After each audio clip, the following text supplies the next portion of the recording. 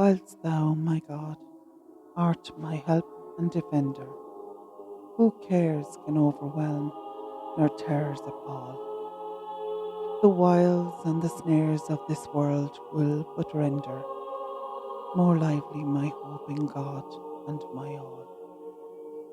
Yes, my refuge thou art, in sorrows and danger, my strength when I suffer, my hope when I fall, my comfort and joy in this land of the stranger, my treasure, my glory, my God and my all. To thee, dearest Lord, will I turn without chasing, through grief may oppress or sorrows befall. I love thee till death, my poor spirit releasing, secures to me Jesus, my God and my all. And when thou damnest the life thou hast given, with joy shall I answer thy merciful call, and quit thee on earth, but to find thee in heaven, my portion forever, my God and my all.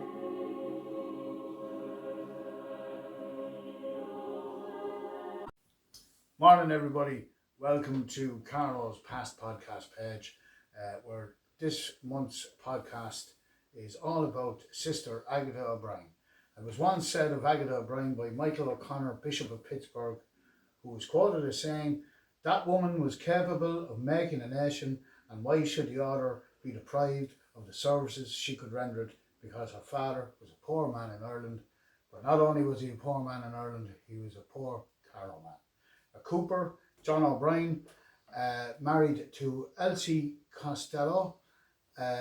He was the father to 17 children, of which Agatha, uh, better known to her family as Margaret, was born one of 17 children. Um, we're going to examine her as what I would consider um, a worthy person to examine that we know very little about. And in making this podcast, I did visit Greg and I was talking to a number of people who had never even heard of her. This woman's life is very extraordinary for the time.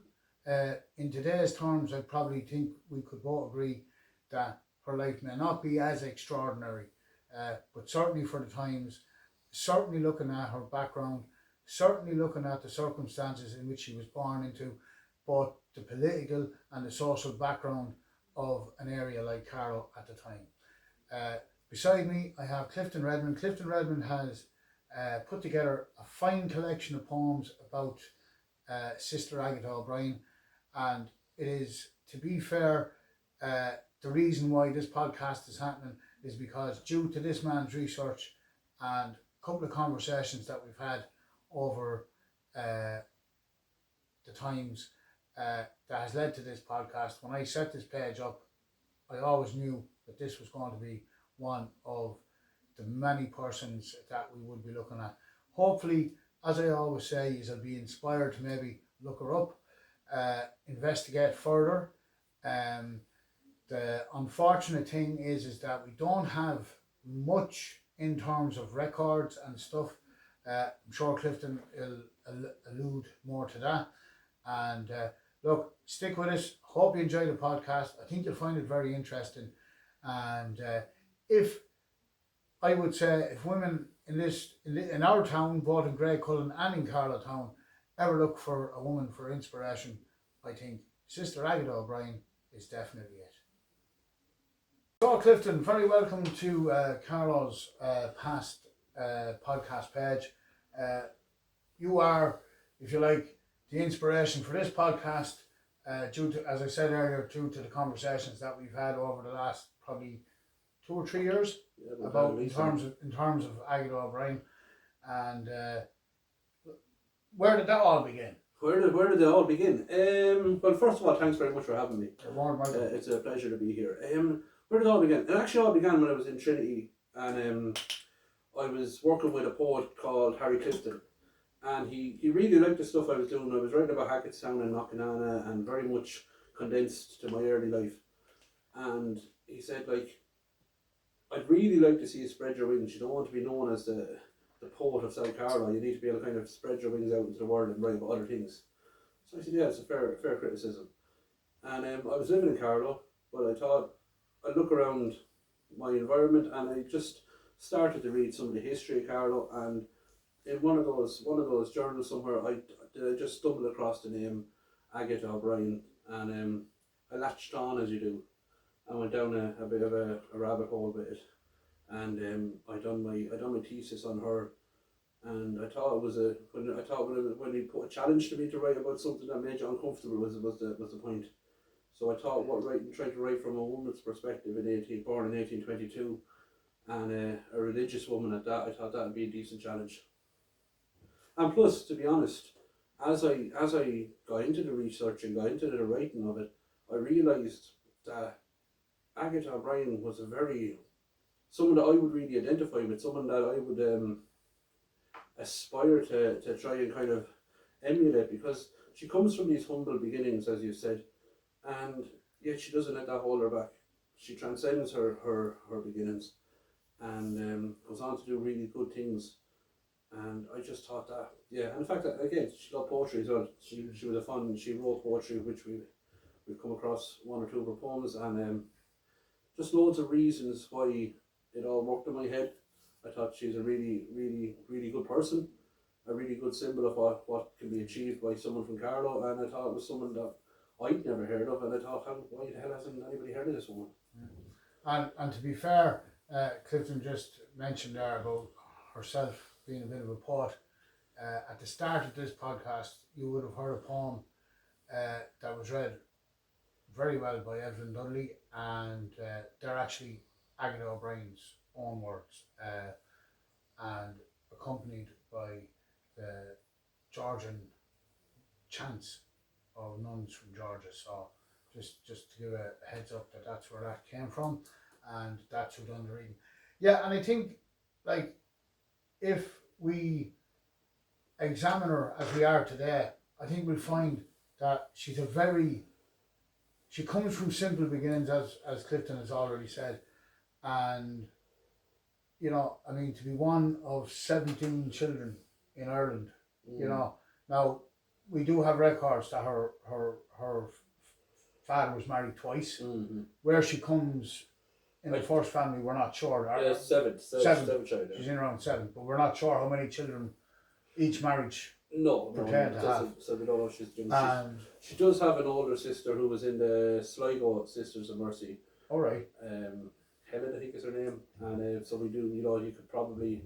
It's suggestible that she was following in her sister's footsteps or whatever as well. The Agatha was following in her footsteps around. So we get that as well.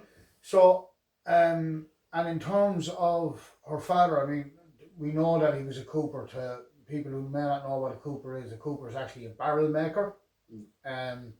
She was born and reared in, at the time, what was being called Maryborough Street, but in my recent conversations with a few people from Greg, Cullen, it's now pronounced Maryborough Street. Yeah. But not to offend the Greg people, we will continue to call it Maryborough Street just for the purpose of this podcast. Yes.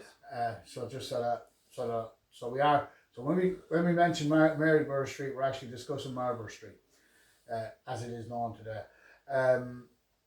But where exactly on Maryborough Street, we're not even sure. Now, I did a walk, and it seems that Maryborough Street, as we know it today, would end somewhere where Doug's Butchers is now.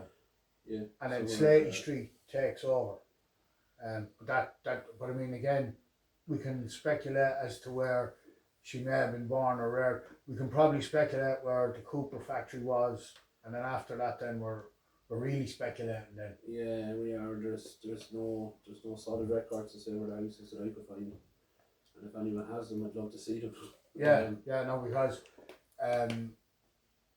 I tried to look online. I've even tried to kind of get an idea of what the street may have looked at, even from 1798 records or stuff like that. Interestingly, the street, I don't think the street changed a whole lot. We get like we're told Thatch was there at the time. Yeah.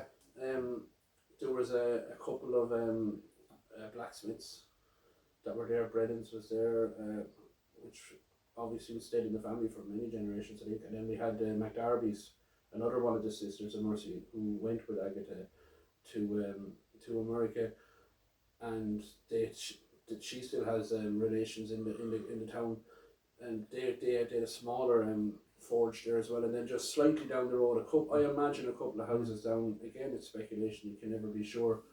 But sometimes I think when you're coming to, I'm not here to write. I'm not an archaeologist. I'm not an historian.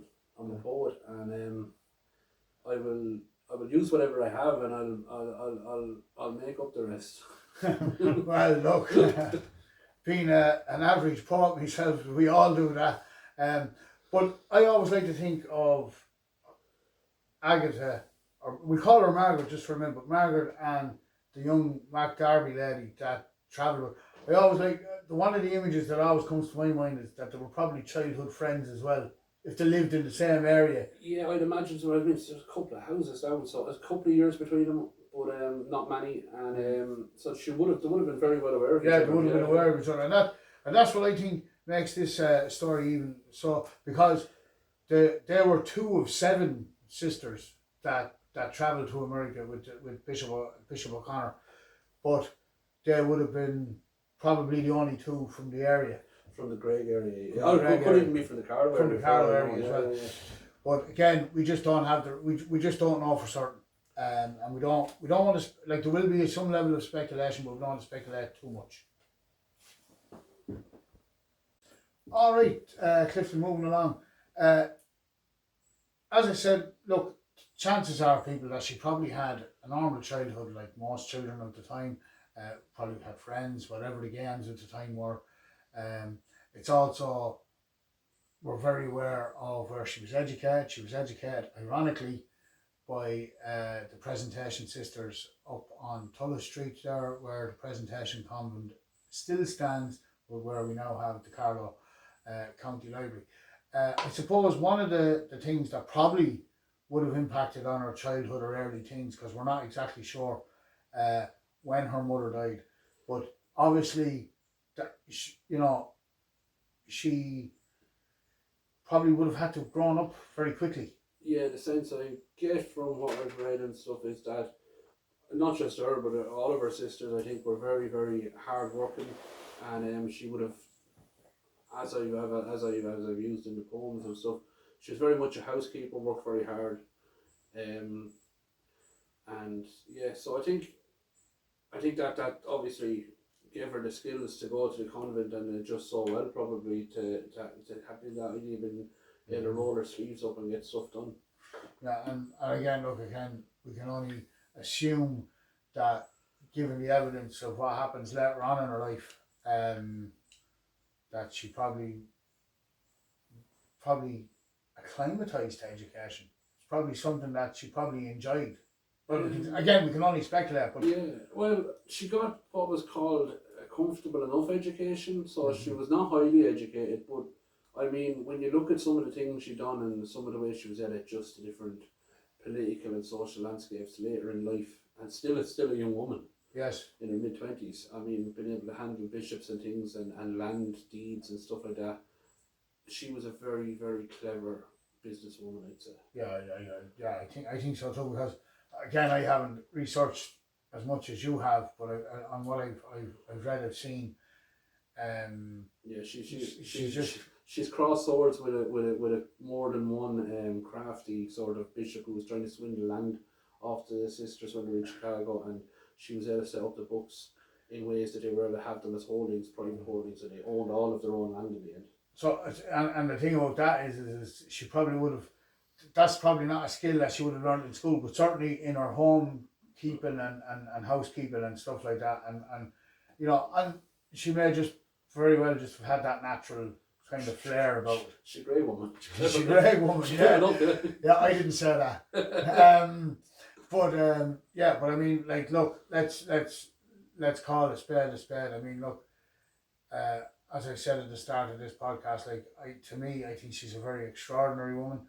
I think as we delve further in to her life and examine other aspects of her life that we're now kind of coming in towards, because to be fair, the records of her life up to the point of where Bishop Michael O'Connor comes to Carlow, who was also president of Carlow College, or as most of us would know it as St. Patrick's College at the time, who had gone to America, became Bishop of Pittsburgh, and was on his way back from a trip and just decided to. He was in Rome seeing the Pope, and he stopped off in Carlow to see how everybody was on the way back. Saw these 37 Sisters of Mercy in the convent next door, and thought, I think I could do with a few of them. Yeah, and that's when we talk about the convent next door. We're now talking about the Mercy Sisters Convent, St. Leo's. Yeah. Now, just on St. Leo's at that, or we'll say on the Mercy Convent, was St. Leo's a part of education at that stage, or was it just the convent? Or do we know? Well, it's not something I've come across. As far as I can see, it's the only information I've come across is focused on the Mercy Sisters. So that is the way I would take it. Right. So like we can't speculate like that. She would have been further educated when she was there. No, because she went into the convent as a postulant, which is a lay sister, which basically means that her father didn't have the £500 that it takes as the dowry. So she went in then just to do the manual labour, scrub the floors, clean the dishes and stuff like that. Worked the kitchens and stuff like that. Worked hard, and so she went in as that. That's a postulant. So she was at that point very unlikely to ever become a choir, what's called a choir sister. So until of course fate had it that by chance Bishop Michael O'Connor comes across, has a look at her and sees something in her that sees the potential or whatever. And you mentioned £500, Yeah. right, to become a nun, and it's probably worth mentioning that in terms of monetary value, like £500 was probably 10 years' wages, possibly. Again, we're only speculating. So look, if anybody out there or has any ideas or wants to put it in the comment section, what £500 in probably what 1838. When she went in 1838. 1838. That what £500 was worth, what would be worth today, we'd be interested to know. We kind of did a calculation, but the more I think about it, I think that might be slightly off. But like, again, it's a sign of the times as well, because most when it's funny you mentioned the word dowry, because at that time a lot of women came with dowries to be married off and all that kind of stuff. So it's amazing that in the social structure of the times, in terms of women getting married and all that kind of stuff, that the church kind of adopted a similar situation. In terms of, you could be the most religious person in the world, if you don't got the money, you ain't getting in. So kudos to Bishop Michael O'Connor. And I suppose that kind of really takes us on to where we really want to be, because in my opinion, this woman really comes to light once she's on that boat. After on the Queen of the West, leaving Liverpool and going to America. And you did am I right in saying like that some of them actually got sick on that trip as well? Yeah, she herself, in her diaries, in her notes, she comments often about being very ill the whole way across, but still making time to do what had to be done, her duties, if you like, and seeing to the sick in the bottom decks. She felt very guilty. She had a ticket bought for her, and it was bought up to kind of sit with the captains and the well-to-dos, if you like, and she was very uncomfortable with that. She felt guilty, and they weren't allowed to wear their habits because of fear of attacks from know-nothings and stuff like that in New York. So it was very anti-Catholic and anti-immigrant sentiment in Chicago, Pittsburgh, New York, all the big cities at the time. Well, Chicago not being a big city, being a tiny little place of 30,000 people, but definitely Pittsburgh and New York at the time, they would have had to be very careful. And I suppose, I know like you've kind of mentioned the anti-Catholicism kind of thing going on, But I suppose Catholicism at that time would have been very strongly linked to the Irish as well. So there was probably an anti-Irish Oh, sentiment. there was absolutely an anti-Irish sentiment. Yeah, absolutely. Yeah. All right. So that takes us on to the next part of our podcast, and it's probably, as we said in the previous section, where we want to be at, where we see Margaret, as she's still known at this stage, very much comes to the fore. As we mentioned, she travelled with 6 other nuns, or 6 other lay sisters, I should say. Yeah, 1 other lay sister and 5 choir sisters. And 5 choir sisters. And 5 choir sisters are basically women that could afford 500 quid. So just before we move on, does Veronica McDarby become a nun then? Or does she always stay a lay sister? That Just for curiosity. she's mentioned as Sister Veronica, but she doesn't ever, when she goes to Pittsburgh, she was the woman who answered the door, and that's all she ever did for her whole life. All right. That was her job for life. She answered the door. Exciting. Sorry, I don't mean to be flippant, but you know, it just seems very strange and very odd that. But look, so basically, this, I suppose, the trip across, as we said, wasn't without its troubles, without its awkwardness, shall we say. And basically what we're going to do now, guys, is Clifton has agreed to share one of his poems pertaining to that trip. Is that correct? Yeah, this is a poem. I suppose I mentioned earlier about how she clearly felt very guilty for the people who she knew was suffering under the planks under her feet. So I kind of wrote a poem about that. It's called In Steerage. To earn my place, pay back somehow my bought ticket, I chose penance. I go down to the lower quarters, deeper into the belly of this diseased vessel, where the huddled poor are packed like incurable beasts. They lie in pools of their own vomit, diarrhea like varnish against fleshless, dying legs. I lift a dirty spoon to the mouth of a creature that can't go on, aching for the last rites. I wipe what must be a tear from her shrivelled socket with the cuff of my stained shawl. I go on, descending down this destitute chain, this condemned sacrament. Beautiful, beautiful. And I suppose it almost echoes famine ships as well, I'd imagine, at the time. Yeah, well, and I mean, she left in 1838. She became a postulant in 1838. Oh, sorry. She leaves in 1843. So she leaves for Chicago in 1843. Curiously, 2 years before the Irish famine. I mean, look, we've discussed this at different times as to whether the two are linked in any shape or form. We're not 100% sure whether. I suppose it's probably fair to say that Carlow, Grey Cullen, the surrounding, probably would have been fairly would have had their fair impoverished. share. Would have had their fair share of poverty. Absolutely. I think Grey so. Cullen, especially, is mentioned as being in a place that was had suffered. Even though the great commerce coming down the river and stuff with the boats, it would have been quite a poor area for those who weren't doing as well or whatever.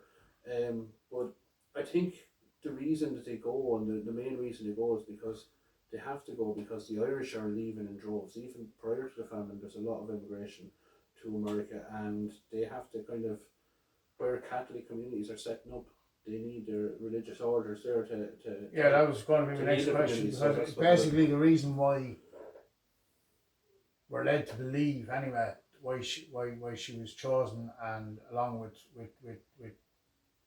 6 other women, is basically to kind of minister to the church in Pittsburgh, or in Chicago. But she arrives in Pittsburgh first, or is it New York? She lands in New York, and then they go on stagecoach to Pittsburgh. They stay there for let me think, how many years is she there? She's there 7 years. Another claim to fame for Agatha O'Brien, as she's now known, Sister Agatha O'Brien, is that she was the first Irish nun to be confessed in America, in Pittsburgh, and she once she took up those reins, it wasn't long before Bishop Quarter, who was setting up a Catholic diocese in the kind of sprouting city of Chicago. It was about 30,000 people, a city on Lake Michigan, and it was basically on sticks and stilts. It was very, very rickety place. But there was a huge Catholic population gathering there, and they decided that they needed young women to come down and set up all the stuff, do all the hard work that had to be done down there. So she went down with a group of women and a group of nuns, and she was actually made Mother Superior at the age of 24 of the first Catholic diocese in Chicago, and she set up the first schools, orphanages, they had hospitals, Mercy Hospital, which as it's known now would have been quite a disaster. So this is where she really comes into her own, I think. Yeah, I think so too. From what I've seen, from what I've read and looked up, and I think the fact that, again, it comes back to her age and that level of maturity, that even though, again, that has to come from somewhere, and I think that comes from her early childhood. I think that comes from where she, again, maybe would have had the struggles of everyday life, and maybe picking up from where her mother had left off. Of course, we do know that her father married again. We don't know what relationship she had with her stepmother or anything like that. So in some ways, she probably had to fend for herself. So it's probably one of the main reasons why she popped into why she went to St. Leo's to begin with. Or sorry, when I say St. Leo's, I actually mean the Mercy Convent, and took up residence there as a lay sister. And then as her skill set develops, then we see this person, this entrepreneurial woman. Yeah, and that's probably how you could pronounce. Oh, absolutely. Yeah. I mean, I think if she was a woman of today, she would be seen as somebody who is a big deal. Yeah, well, really strong, independent woman, I imagine. And yeah, I mean, I mentioned earlier she had some squabbles with bishops who were kind of came after Bishop Quarter, who had kind of tried to steal land from the sisters and from the Mercy Order, and she found ways of fixing the books that they were able to have them as separate entities, and they owned them, and that kind of saved the Mercy Order, because that was a legacy she left, was that they owned all their land going forward. And you see, I think that's, and of course, I mean, again, I don't know, I wouldn't understand, and I'm sure none of us probably would, but even the legalities of that would have been very strange. It means she would have had to have had an understanding. It just seems like that's the impressive thing about her. She was very, very. She was a woman who loved to roll her sleeves up and do a bit of work. And the thing is like, look, let's be clear about it, for want of a better way of putting it. It was a man's world. Absolutely. And the thing is this woman steps up to the plate and says, look, hang on, you're not going to railroad us. And it had happened. They had lost in the beginning. She did lose a school. Oh, did she? Yeah. Originally, and she learned very quickly. I was just going to say, sometimes you learn. You have to make the mistakes to learn from them. Absolutely. So I suppose the question then that has to be asked is, I mean, like, look, there's probably no record. She probably had some level of legal advice and things like that, but I think, by and large, we're of the feeling that it was her intelligence and her brains that kind of that sorted these situations out, because as you say, I mean, like, she set up schools, she set up hospitals, and I'm sure, like, obviously there was a convent that had to be set up and things like that, and all of that.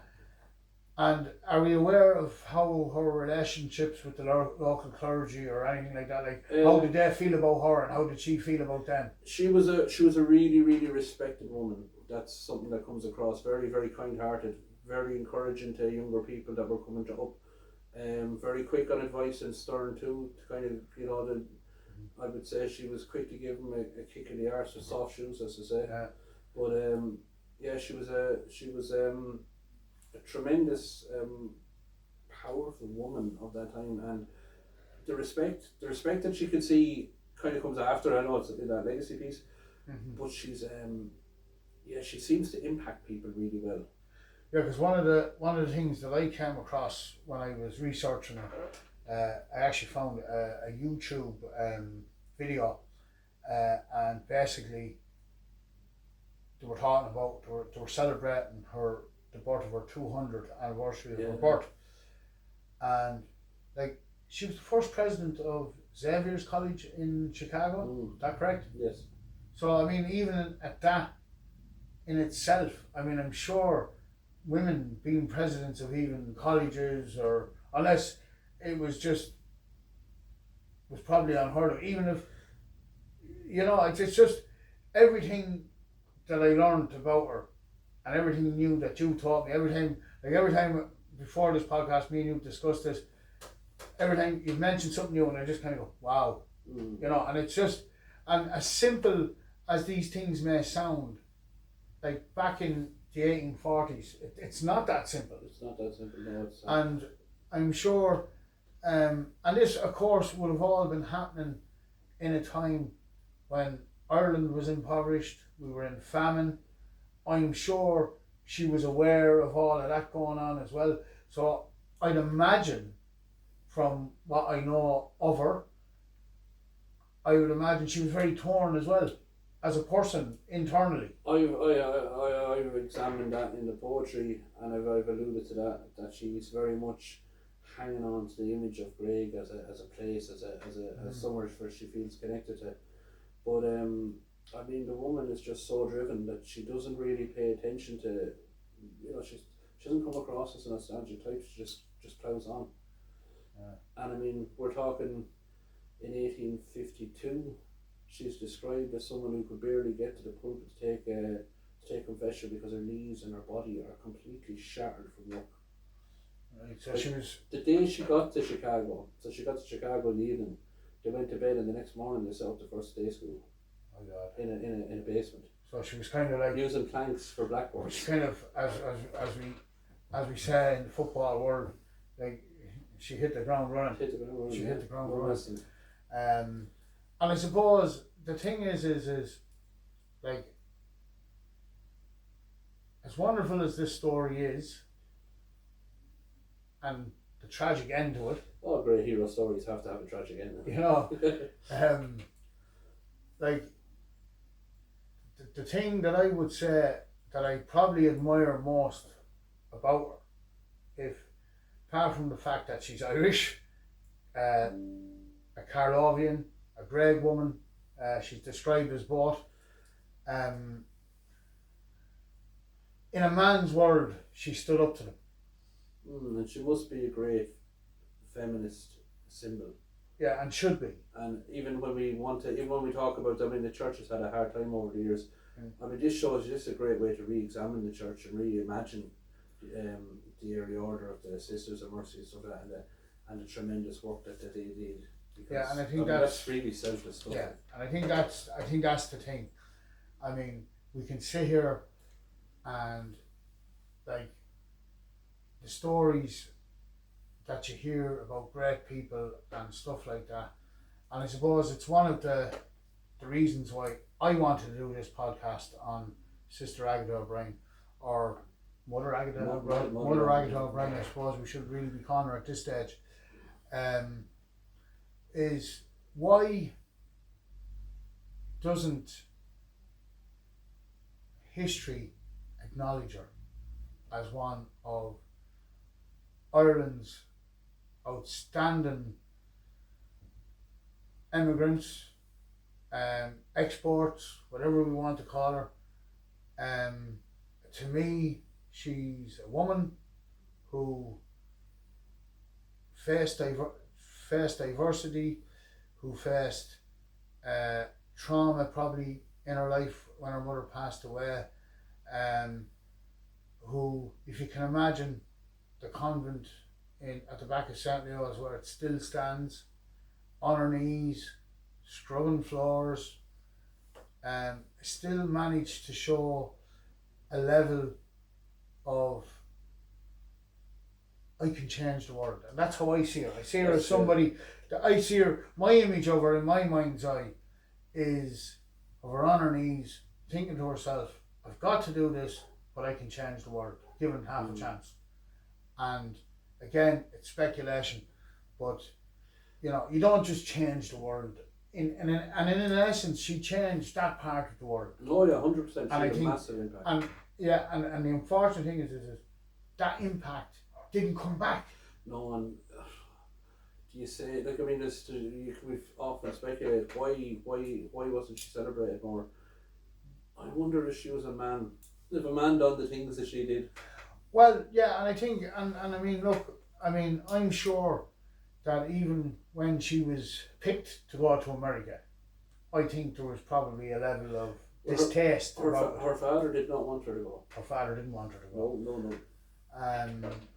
And would you think, and again, we're only going to speculate here, but would that have been more to do with maybe how reliant he was on her? You wonder. There's no record of to say why, but the father was very, very resistant and had to be convinced. Yeah. And maybe, well, we'll see again, of course, her other sister who had gone to Sligo, who also joined the Mercy Sisters. Yeah. We don't know what kind of life she had either, and maybe that had an impact. Maybe her father felt, that this isn't the life I want for her, or maybe it's just he recognised something in her and thought, there's so much more that she could do. Yeah, maybe but so. The reality is how much more could she have done? Well, I mean, when you work yourself to a standstill like she did at the age to which she dies at 32, I mean, there's no more to be done, is there? No, and she had this great thing where she would she was always one for rolling up her sleeves, like physically. She actually rolled up her sleeves. Yeah. As a gesture that I'm going to do something. But she also had an awful habit of checking the time because there wasn't enough time. There wasn't enough time to do what they had to do. That was sort of like a thing. Oh God, we haven't enough time. We haven't enough time. So that's very unusual. If you like, I would have felt within in the Catholic mindset, because we kind of talk about time being infinite, and we talk about. Yeah. But and the thing is again and again, I'm only asking the question. I mean, we know she died suddenly, or how suddenly she died. We're not sure. No, 3 days. 3 days to her to die. She suffered for 3 days. She contracted cholera in 1854. It was a local city outbreak. Her and 2 other nuns went into the hospital to treat the patients. She contracted it, died 3 days later. So she, and maybe. And at that point, don't forget, this is a broken, shattered woman doing, Yeah. She would have been in no state to get ill. And the thing is like she probably felt that there was so much work still to do, so much work undone. I think it points to just mindset, that impresses you, that she's got unbelievable bravery. She's a brave person. I think that's the word, isn't it? I think that's the word that we've kind of not used. I don't think we've used it once in the whole podcast.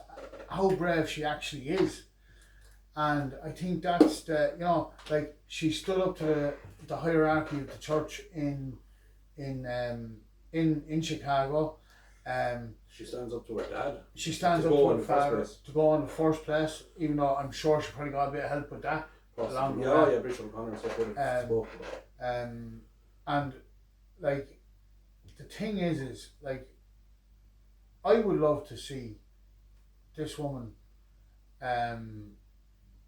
recognised for what she did, regardless of, we can speculate about her background, where she may have, and we've done this on numerous occasions over conversations we've had, where we've wondered whether her background had something to do with why she's not celebrated.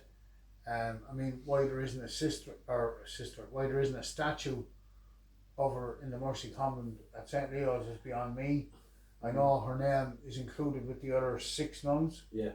that travelled to America. Yes, well, Why why isn't she celebrated now? why isn't she celebrated Why now? isn't she a household name? And why, why aren't young people kind of giving us this is someone you can look up to and aspire to? Yeah, and I think that's what I was kind of saying at the start. And you know something, I was kind of saying who women can look up to, but I think us as men. Oh, I definitely. That's I for think, me. It was definitely. Yeah, and I think force. that's the thing. I think us even as men, can sit here talk about a woman, at extraordinary lengths, and I mean we could talk about it for hours. We have talked about it for hours in the last while, and it's very difficult in a podcast of this nature, excuse me, to discuss every element because I mean I think it was you told me her story about her on the coach from Pittsburgh to Chicago. Did something happen? There was plenty of occurrences on coaches. I know she broke an ankle or something getting off a stagecoach in Galena. They were they were caught in a storm on the way from New York to Pittsburgh, and they were. I think there was even a kind of a local Indian attack or something on one of the coaches where there was plenty of putting the head down and ploughing on. I mean, look, I would urge even somebody to make a film about this woman. I think there's enough there to warrant her story to be told. Of course, how that will develop is another story. I think, you know, Ireland, Carlow, Greg Cullen lost a lady at 32 years of age. Chicago lost obviously one of their beacons of light. I think history, for whatever reason, has forgotten her. And I hope that what we've tried to do in the course of this podcast is to make people more aware of Sister Mother Agatha O'Brien, born 1832, sorry, 1822, 1822 in a little place southeast of Ireland called Carlow. Greg Cullen, who made an exceptional stamp on history for the people of Chicago, and I think we should celebrate her. And I think Clifton, who has wrote a fabulous collection of poems, I haven't read them all, I've read some, and another one we're going to listen to shortly at the end of this podcast, read once again by Evelyn Dudley, and that's about when her mother died and the grief and her grief stricken. It's very much about her coming. It's I'm imagining it's very soon before she went to the convent and she's coming of age, kind of. Mm-hmm. So with that being said, I'd like to thank Clifton for joining me for this podcast. I think we've left an awful lot unsaid. I think we've said a lot. We've said a lot, but there's so much more. There's so much more that, again, we don't have a lot of the records to back up a lot of what we think, even though I would imagine our thinking is not too far away, or our imaginings of Sister Agatha O'Brien. And once again, guys, I'd urge you to go look her up. And I'd also like to make one more statement. There's a street called Marlborough Street, which was called Maryborough Street, and I would love to see a blue plaque under the name of the street where it says Margaret O'Brien, Sister Mother Agatha O'Brien, born here 1822 and died 1854 in Chicago. Guys, thanks for joining us. I hope you enjoyed it. I hope you found it informative, and we'll see you all soon for the next podcast.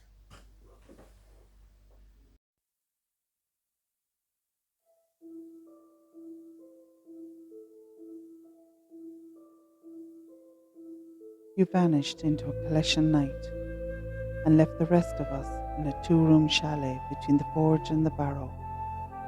Father took a vow of silence, buried himself day after day in the storehouse sanctuary, with only sharp splinters, wedges of light cutting through the knotholes. Working at the next barrel, a place for his tired limbs to crawl, to cut and craft and hide inside, and greet the dark of his faceless bride. I woke to a burned out candle, while the rest of the house slept, all of a swaddle. All I could hear was the jangle of the steel chain that swung a crucifix by the door from a nail. An echo of the wind's harangue, and I could see how swathes of sweat soaked into the death pillow. That was the night you died, and Daddy cried, and the fever burned, and no one mourned.